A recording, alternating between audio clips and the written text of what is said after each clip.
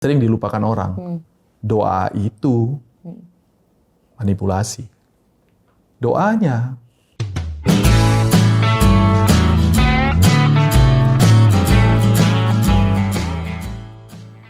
Ada satu, ini ya akhirnya kita bahasnya tentang pelayanan sih, Det ya. Balik lagi ke aku, waktu kita persiapannya hanya sedikit. Kadang kita doanya tuh bilangnya Tuhan, walaupun persiapan kami hanya sedikit. Ya, good itu. Good memory maksudnya dia. Iya, tapi kami percaya Roh Kudus-Mu bekerja gitu. Itu gimana? Kembali kamu pertanyaan kan kamu tahu. Ini judulnya apa? Ketemu mentor. Mentornya selalu kalau ditanyakan gitu akan bertanya, menurut kamu?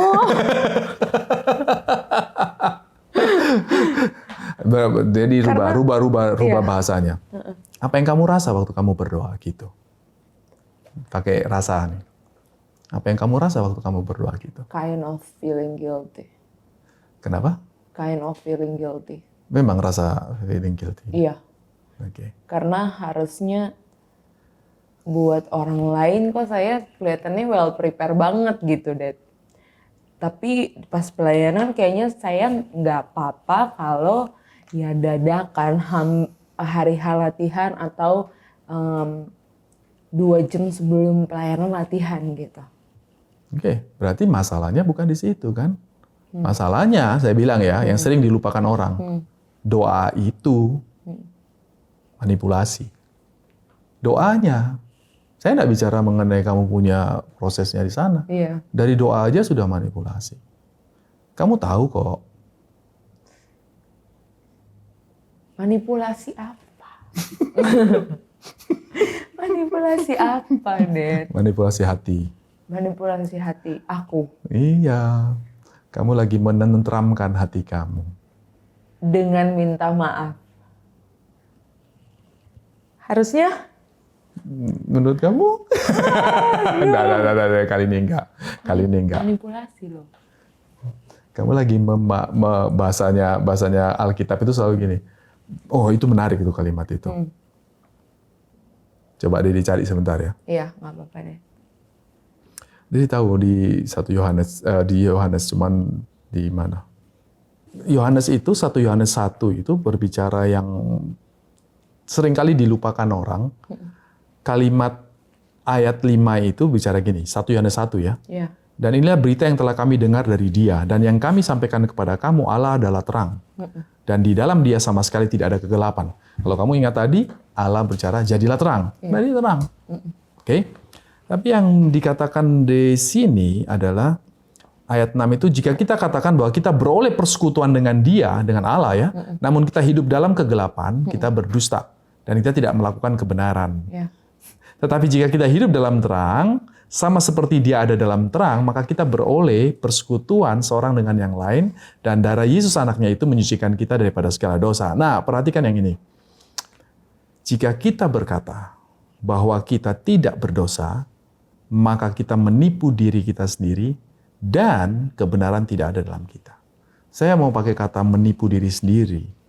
Menipu diri sendiri itu sering dipakai tanpa sadar oleh, saya rubah kalimatnya. Menipu diri sendiri orang tahu kok. Tapi seringkali tanpa sadar ya, itu dilakukan. Tidak merasa bahwa sedang menipu diri sendiri. Atau kalau saya jadi pakai bahasa yang lihat ya, menipu diri sendiri itu membujuk diri, supaya seolah-olah diri itu dielus itu. Enggak lah, kamu nggak berdosa.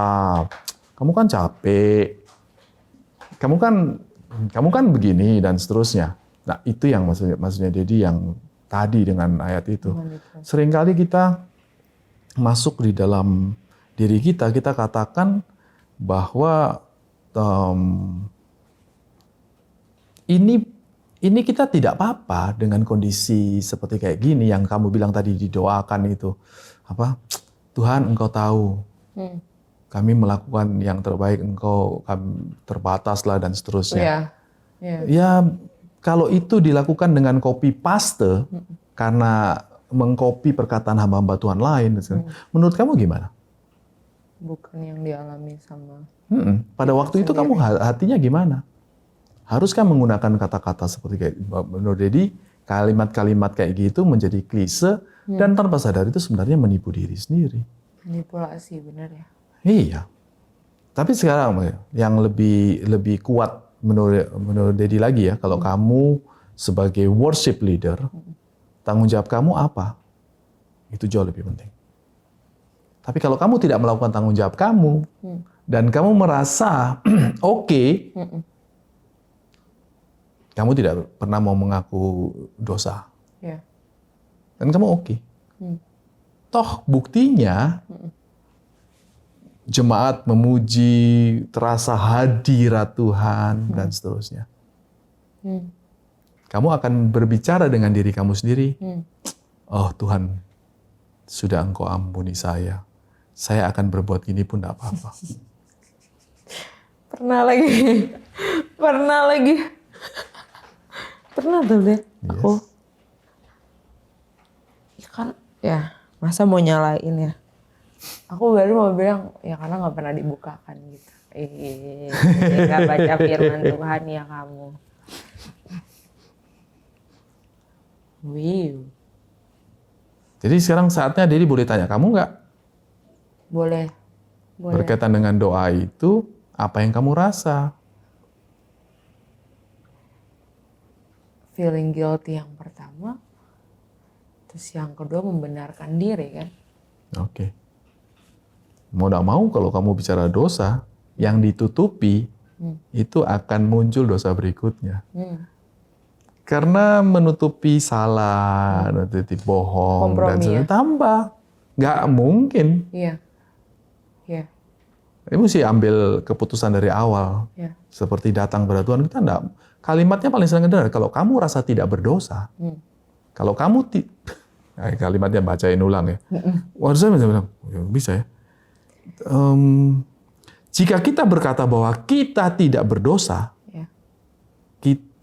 maka kita menipu diri kita sendiri dan kebenaran tidak ada dalam kita. Tidak ada orang yang lepas dari dosa kok. Tidak ada siapapun juga termasuk pendeta. Dedimu yang pendeta, worship leader, yang katanya penuh urapan dan segala macam, yang bisa membuat dirinya itu bebas, kebal dari dosa. Makanya kita selalu mengandalkan Tuhan. Bagaimana ya Tuhan bisa memakai orang yang penuh salah ini untuk bisa melayani? Nah, itu luar biasa saya bilang. Nah, tapi jangan hati-hati dengan kecenderungan yang sebelahnya, yaitu hyper grace.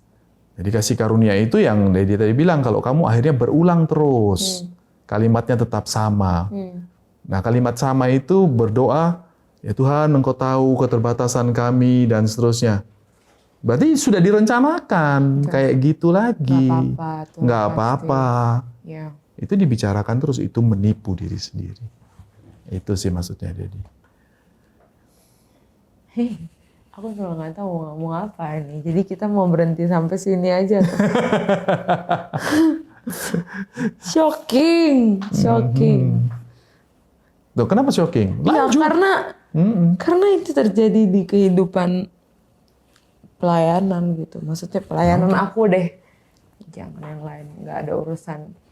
Terus bener-bener tuh setiap minggu tuh siklusnya tuh kayak gitu deh. Maksudnya apa ya, doanya kayak gitu, kata kasarnya deh, manipulasi, terus udah gitu manipulasi diri, habis itu membenarkan diri, karena ya Tuhan tahulah kita kayak gini. Itu bagus tuh kalimat itu. Betul tuh. Sering kan? Sering banget. Okay. Dan aku pernah ada di detik merasa kesel ke beberapa orang nih, dan beberapa teman-teman player itu dulu. Kayak mereka sebelum besok pelayanan malamnya clubbing gitu. Oke. Terus atau sebelum besok pelayanan malamnya gadang sampai jam 3, jam 4, terus cuman tidur 1-2 jam, Which is itu kan secara fisik kamu nggak akan kuat dan fresh untuk melayani gitu. Yap. Terus datang dan doanya gitu. Dan lama-kelamaan Echa menjadi kayak, oh iya Tuhan tahu kelemahan manusia. Dan akhirnya menggunakan ayat firman, Allah bekerja dalam kelemahan kita kan. Jadi kelemahan-kelemahan manusia yang kayak iya saya masih manusia jadi saya udah tahu pelayanan, saya malah kayak gini dan akhirnya nggak maksimal. Dan endingnya ya cuman kayak kasih sebegitunya. Terus tiba-tiba waktu mereka pelayanan, mereka melihat bahwa wah ada yang nangis, ada yang timnya lebih solid gitu. Terus merasa bahwa tetap berhasil kok, biasa aja walaupun kayaknya harusnya yang berbeda tapi kita malah kayak gini dan tetap berhasil. Dan itu tuh jadi pembenaran, maksudnya kayak habit yang udah jadi pembenaran gitu loh, Det. Nah sekarang kan kalau dibukakan kayak gini kan rasanya kayak masa kita meniru, kita bukan Tuhan ya gitu loh, Det. Kalau balik lagi ke kejadian tadi, Tuhan nggak sembarangan menciptakan kan, Dia punya plan. Terus kayak kita bikin sesuka hati kita terus berdasarkan bahwa kayak Tuhan udah disenangin gitu. So sad. Ya itu yang dia bilang tanpa sadar menipu diri sendiri. Dasarnya Tuhan senang kalau semuanya adalah dalam Alkitab. Kalau kamu bilang kamu salah, kamu mengaku salah. Ayat lanjutannya bilang gitu kan? Bilang gini, jika ayat 9, jika kita mengaku dosa kita, maka Ia adalah setia dan adil. Perhatikan ya, jika kita mengaku dosa kita, maka Ia adalah setia dan adil sehingga Ia akan mengampuni segala dosa kita dan menyucikan kita dari segala kejahatan. Jika kita berkata bahwa kita tidak ada berbuat dosa, maka kita membuat Dia menjadi pendusta dan firman-Nya tidak ada dalam kita. Nah itu sangat sederhana menurut Dedi. Kalau perbuatan yang salah itu diulang terus, kamu berarti berbicara tentang kita tidak rasa dosa. Kamu pikir itunya. Berpikir itu memuliakan Tuhan. Dalam satu sisi kamu manipulasi, kamu tidak jujur dengan tidak jujur dengan kamu punya hati. Iya, benar banget. Apa ya, Det ya? Sesuatu yang udah terjadi berulang-ulang memang akan jadi habit yang is okay, nggak apa-apa. Is okay, nggak apa-apa kan lama-lama jadi kayak ya sudah gitu. Makanya perlu di dalam hidup perlu mentor. Perlu mentor. Thank you udah nontonin ketemu mentor. Thank you. Kalian pasti akan belajar sesuatu. Tenang aja. Live-nya. Iya. Kalau nggak bisa. Berarti kita kalau Dedi bilang kayak gitu, cara doanya biar nggak manipulasi, cara doanya berarti Tuhan ampuni kami karena kami tidak taat dan tidak persiapan. Harus ngaku apa adanya. Good. Harus ngaku Tuhan hari ini kami tidak bisa. Ya kamu kasih tahu apa adanya. Kalau itu malas, ngomong malas. Kalau memang waktunya tidak bisa ngatur waktu, ngomong tidak bisa. Begitu kita tahu dosa kita itu apa. Tapi itu dalam bentuk keterbatasan, kekurangan kita. Kita ngakui keterbatasan kita. Menurut Dedi itu lebih jujur. Tapi yang Dedi bilang dosa itu kalau merasa oke itu loh. Nah itu yang harusnya menurut Dedi ya. Menurut Dedi gini. Dosa kalau merasa it's okay, nggak apa-apa. Iya. Karena sudah jadi kebiasaan, toh teman-teman juga begitu. Toh ada buktinya yang kamu bilang, ada buktinya jemaat kok. Semangat. Oh ini harus lakukan ini berarti. Loh dasar firman Tuhannya apa? Itu yang maksudnya Dedi. Yang diakui pertama kali Tuhan ampuni kalau kami itu masih punya pikiran-pikiran bahwa dosa itu oke. Kalau kami tidak persiapan, santai aja. Dan kami mengatakan bahwa kami bergantung sama Roh Kudus. Saya bilang hati-hati. Karena tidak ada cara Roh Kudus yang dikatakan dalam Alkitab loh ya. Seperti itu. Itu yang mesti minta ampun. Terus habis itu mau ngomong keterbatasan boleh kan? Tapi problem loh Dedi. Problemnya adalah nggak semua orang menerima bahwa waktu misalkan nih doa. Tuhan ampuni kami. Seandainya katanya Ca mulai berubah dan akhirnya Ca coba pakai cara yang benar. Terus Ca, Tuhan ampuni kami karena kami malas dan tidak mau persiapan sehingga kami hanya persiapan 2 jam sebelum pelayanan. Biarlah engkau berkarya dalam nama Yesus, amin gitu. Berantem dong dan siapa yang marah? Ya bicara untuk kamu sendiri. Gak usah bicara atas nama orang. Kenapa mesti bicara doa atas nama banyak Enggak, orang? I mean doa tim. Iya tahu, tapi boleh kan kamu bicara dengan diri. Saya merasa saya tidak mampu. Saya tahu saya ini ada feeling perasaan salah Tuhan. Karena begini-begini. Nggak usah bicara orang kan, bicara kamu. Iya. Kamu datang kepada Tuhan, karena ini bicara pribadi. Siapa? Betul. Tapi hari ini Cak, bener-bener finally gitu loh Dek. Finally menemukan setelah sekian lama. 2012 sampai 2020. Ini 2021 apa 22 ya? 2001. Dua.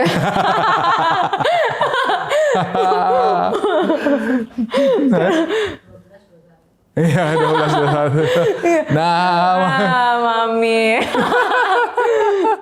2012 sampai 2021. Aku selalu search untuk alasan apa dibalik mengalir itu sih, Det.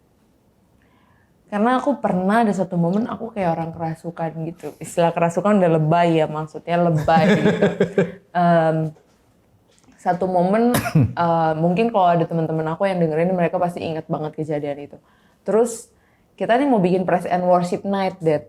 Nah, aku nih masih prinsip aku di sini masih dengan cara mengalir. Sedangkan teman-teman pemusik itu technical, full technical. Kamu mau ulang berapa kali, kamu harus strict sama itu. Selesai latihan, dalam latihan tuh aku nggak damai sejahtera. Aku rasanya mau nangis aja gitu. Karena kan nggak tenang kan. Yeah. Terus selesai latihan, aku bilang, aku nggak mau ya pengulangannya kayak gini gitu. Pokoknya aku nggak mau gitu. Nggak mau. Terakhir aku keluar, aku nggak mau, pokoknya aku nggak mau. Nangisnya tuh udah, aku bilang keras banget karena lebay gitu deh. Aku nangisnya sampai bener-bener kayak, emang Tuhan disenengin ya sampai kayak gitu deh. Karena memang kekeh dengan prinsip itu. Tapi aku hanya merasakan di hati aku bahwa harusnya technical itu satu hal dan Roh Kudus itu hal yang lain gitu. Maksudnya jangan sampai kita kayak 100% technical dan Roh Kudus tuh kayak biasa aja gitu. Kamu lagi membandingkan yang seperti ahli-ahli Taurat dan yang hyper grace ya. Gak tahu juga deh. Technical kan, technical banget. Iya. Kalau technical banget semuanya berarti manusiawi. Kamu khawatir di situ kan? Iya. Tapi kamu sekarang sudah mengerti kan kalau bilang mengandalkan Tuhan, Iya. tapi sebenarnya mengandalkan diri sendiri juga kan? Iya. Atau saya nggak tahu, bisa saja ada unsur malas, tidak mau mengakui, atau unsur capek dan tidak mau mengakui. Lebih tepatnya di hati aku, karena pada momen itu kayak kita hanya latihan tanpa berdoa gitu maksudnya. Gitu. Jadi kayak terus endingnya aku mengambil kesimpulan dengan cepat dalam hati aku dan membuat aku sedih banget gitu, Rodet. Okay. Jadi kayak aku langsung dengan kamu merasakan bahwa itu manusiawi banget. Manusiawi. Semuanya semua nih urusan manusia jadinya. Iya. Okay. Pada kesempatan itu. Tapi aku masih yang kayak, aku tahu di hati aku gitu. Tapi untuk punya pengetahuan dan pengertian yang kayak Dedi barusan jelasin tuh, enggak gitu. So aku bilang hari ini tuh aku bener-bener kayak dibukakan gitu. Antara mengalir aja sama persiapan gitu. Mana yang Tuhan mau gitu. Jadi yang Tuhan mau yang mana? Kesimpulannya. Ini lives, kehidupan. Kesimpulannya apa? Siap-siap dulu deh. Mengalir atau persiapan. Harus memilih atau harus di-mix? Terserah. Tuhan nggak mengalir sih tadi di kejadian. Oke. So kita harus persiapan. Tidak mengalir menurut manusia, punya pemikiran. Karena definisi mengalir menurut manusia kan, ya sudahlah. Bukan yang lakukan yang terbaik. Iya. Jadi sudah stop sebelum melakukan yang terbaik. Betul. Sudah merasa cukup. Karena yang tadi kamu bilang kan faktanya mengulang yang sama. Betul. Iya. Berarti tidak ada yang terbaik kan? Nggak ada kan? Yang terbaiknya nanti pada hari H kan? Iya. Iya. Kenapa nggak lakukan waktu latihan yang terbaik gitu? Karena ada Roh Kudus di situ. Iya. Itu maksudnya jadi. Iya. Good. Jadi Itu jangan sampai membedakan Roh Kudus di nanti hari H. pas hari H gitu. Jadi seakan-akan kita mempersiapkan untuk Roh Kudusnya di hari H gitu ya. Dede. Nah, kayak itu yang benar. Jadi setuju bahwa itu mengalir. Terus kalau persiapan, kan kamu bilang nggak boleh ekstrim kanan, nggak boleh ekstrim kiri juga Iya. kan. Kamu kepingin istilahnya kamu mix, tapi mungkin Iya. maksudnya kamu kepingin bahwa ada di balance di tengah itu gimana sih? Supaya tetap mengandalkan Roh Kudus, tapi juga tetap latihan. Aku setuju sama yang Didi bilang tadi sih. Hmm. Dari benar-benar persiapan itu kita tahu bahwa memang ini pekerjaan Roh Kudus gitu. Bukan tunggu nanti. Bukan tunggu Setuju. nanti. Kalau aku setuju di situ. Oke. Balance-nya menurut aku di situ. Jadi betul-betul lakukan yang terbaik pun pada hari H juga Pada lakukan yang hari. terbaik seolah-olah seperti di hari H. Iya. Jadi ada yang nonton, tidak ada yang nonton, tetap ini yang terbaik kan karena Tetap Roh Kudus yang ada. Iya. Good. Oke. Hari ini aku ditegur banget sih. Oke, baiklah. Thank you, Dad. Welcome. It's my pleasure. Ketemu mentor hari ini. Seru banget. Karena kita bahas soal mengalir. Kemarin kita bahas soal takut gagal. Tapi takut gagal bukan berarti nggak ada planning ya. Mengalir juga bukan berarti nggak ada planning. Karena Tuhan nggak mau kita nggak punya perencanaan. Wow, berarti bukan mengalir menurut manusia. Iya. Tetap merencanakan dan setiap hari karena tahu ada Tuhan, ya sudah rencanakan aja. Iya. Thank you semuanya udah menyaksikan Ketemu Mentor. Sampai ketemu di next Ketemu Mentor dengan topik yang lebih menarik lagi. Planningnya sih kita akan bahas soal perencanaan. Menindaklanjutin pembahasan mengalir di hari ini. Tapi juga jangan lupa nontonin video-video yang udah tayang kemarin. Thank you. Bye-bye.